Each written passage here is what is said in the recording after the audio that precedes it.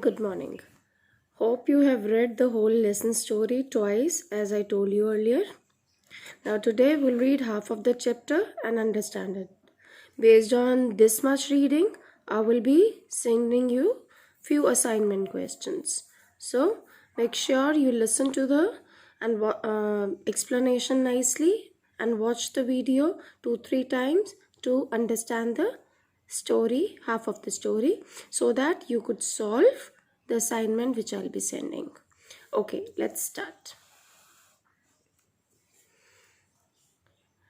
I had heard a great deal about Miss Beam's school, but not till last week did the chance come to visit it.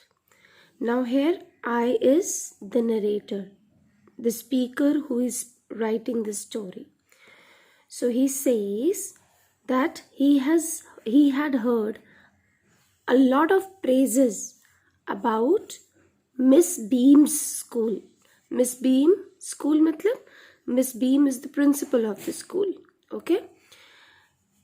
Then he got a chance to visit it just last week before he was writing. No? Like last week. He's writing 1 week after the visit.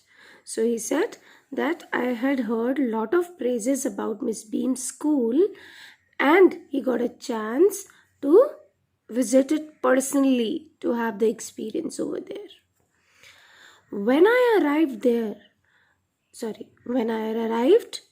there was no one in the sight but a girl of about 12.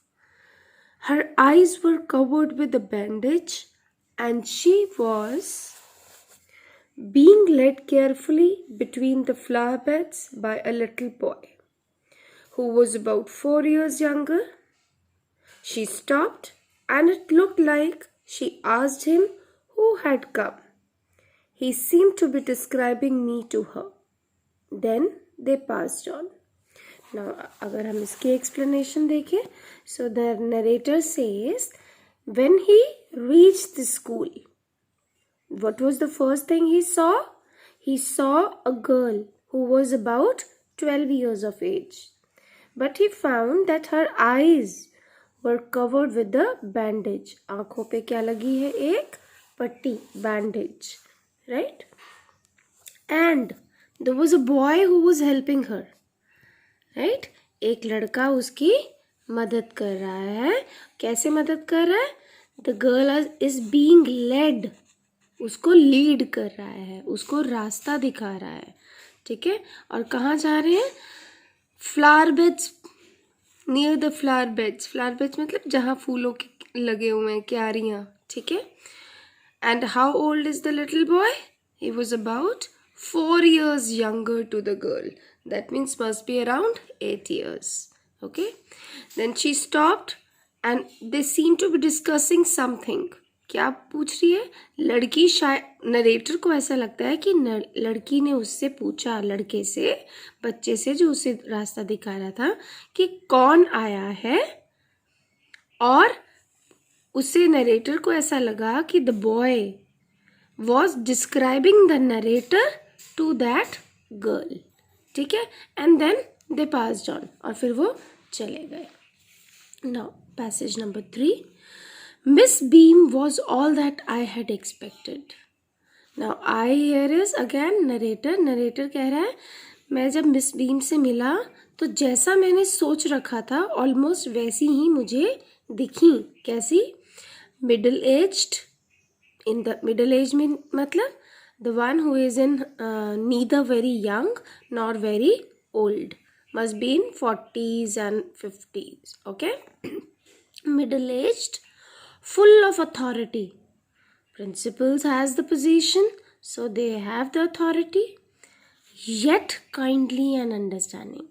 Authoritative है, उनके पास पूरी authority है, power है, but वो फिर भी she is still kind and understanding. बहुत understanding है and kind है. किसके बारे में बता रहे हैं?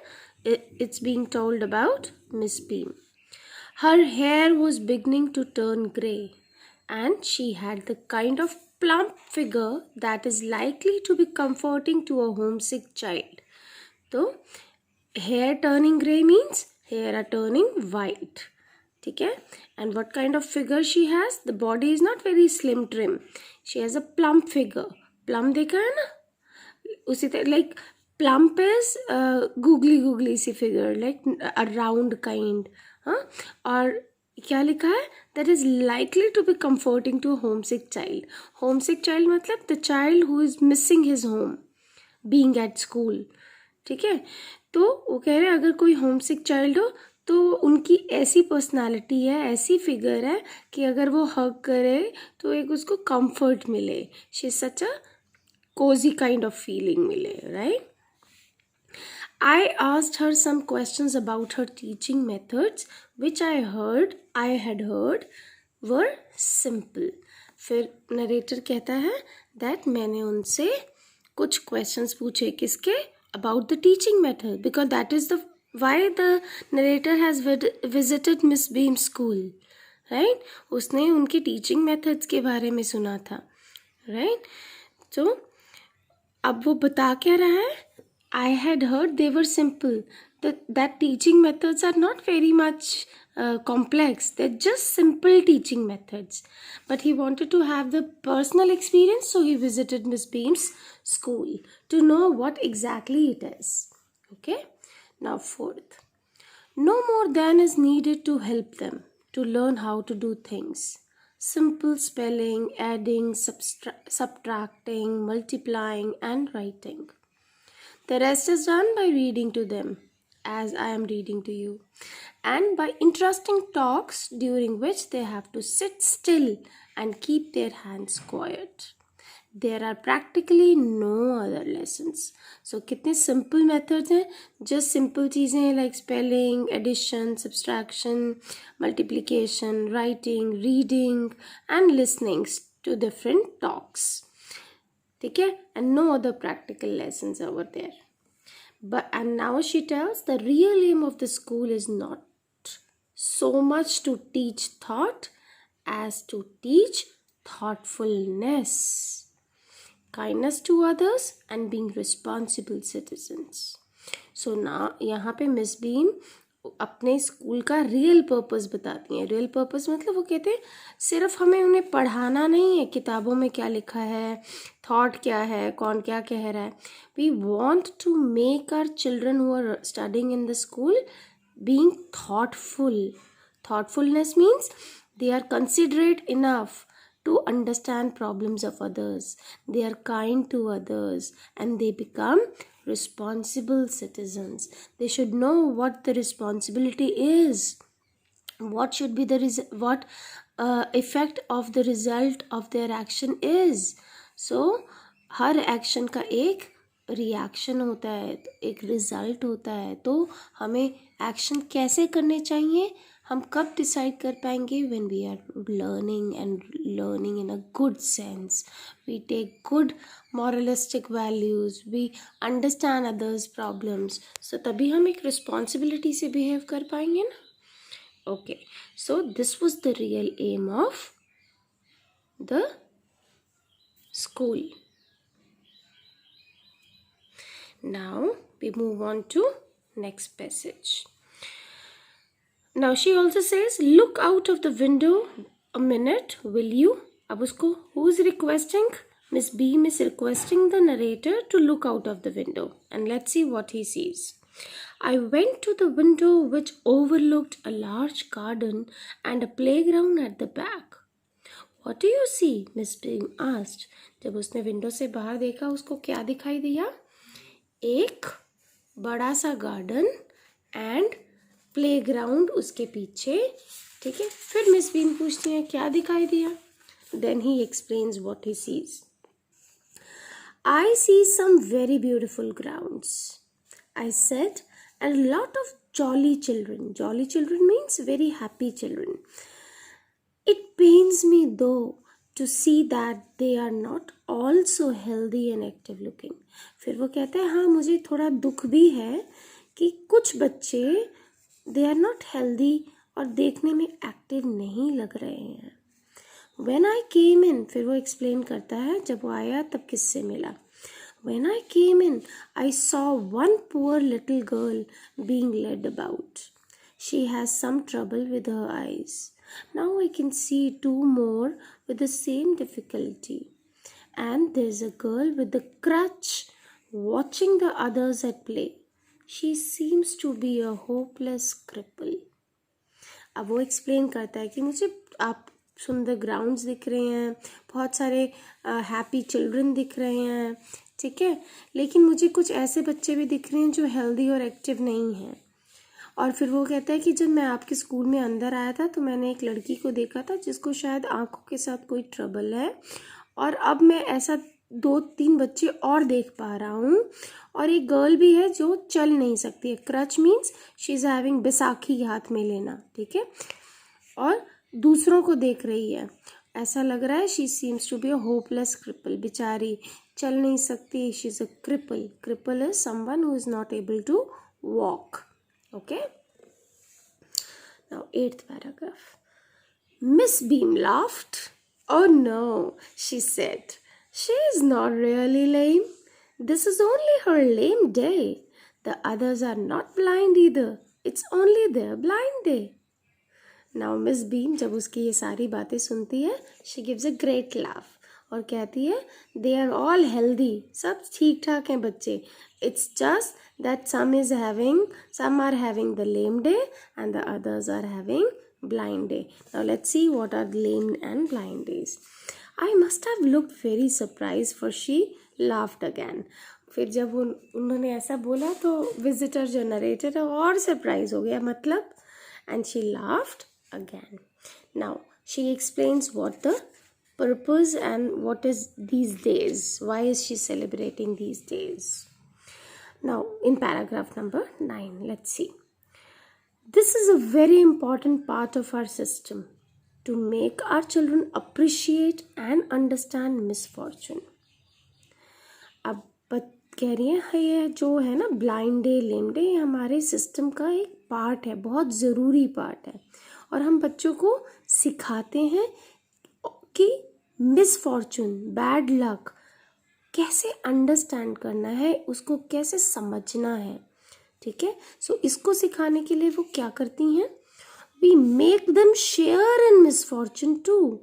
तो सिर्फ बताने से, कहने से नहीं, हम उनको मिसफॉर्चून एक्सपीरियंस कराते हैं. हम उनको वो ट्रबल्स जो एक क्रिपल को, एक ब्लाइंड को हो सकती हैं, वो उनको एक्सपीरियंस कराते हैं. शेयर इन मिसफॉर्चून टू मतलब they experience in by themselves. Students are experiencing by themselves. So share in misfortune. Now each term, अब करना क्या होता है हर बच्चे को, each term every child has one blind day, one lame day, one deaf day, one injured day and one dumb day. सो हर टर्म में हर बच्चे को कंपल्सरी है कि ये एक एक दिन एक्सपीरियंस करना है. और फिर वो बताती हैं during the blind day their eyes are bandage absolutely and they are on their honour not to peep. अच्छे से बांध दिया जाता है पट्टी आंखों पे, और उनको ये डायरेक्शन होती है कि वो ताका झाकी नहीं करेंगे, पट्टी नहीं खोलेंगे, पीपिन नहीं करेंगे, ठीक है. और ऑनर मतलब it's their, like grades are based on it and they need to learn to understand the respect. Honour here means they need to learn to respect the rules, right. The bandage is put on overnight. और वो ये बताती हैं कि जो bandage है रात को ही बांध दी जाती है, so that they wake up blind, कि एक ब्लाइंड की तरह ही उठें. उठते ही उनका वो ब्लाइंड डे शुरू हो जाता है. This means they need help with everything. सुबह ब्रश करने से लेके everything they need help, right? Other children are given the duty of helping them and leading them about. और ऐसे बच्चों को एक हेल्पर मिलता है, और इस प्रोसेस में they all learn so much this way that both the blind and the helpers. ऐसा नहीं है कि सिर्फ ब्लाइंड ही लर्न करता है, जो हेल्पर है वो भी प्रोसेस में देखता है कि मुझे एक ब्लाइंड के साथ कैसे बिहेव करना है, how should I need to be, how kind I need to be, how understanding I need to be. So दोनों ही एक दूसरे से इसको एक्सपीरियंस करते हुए सीखते हैं. Right. Now coming on to the 10th passage. There is no misery about it, Miss Beam continued. Everyone is very kind and it is really something of a game.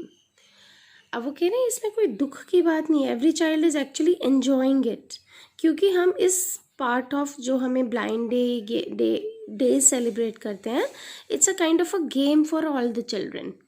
Right. Before the day is over, though, even the most thoughtless child realizes what the misfortune is.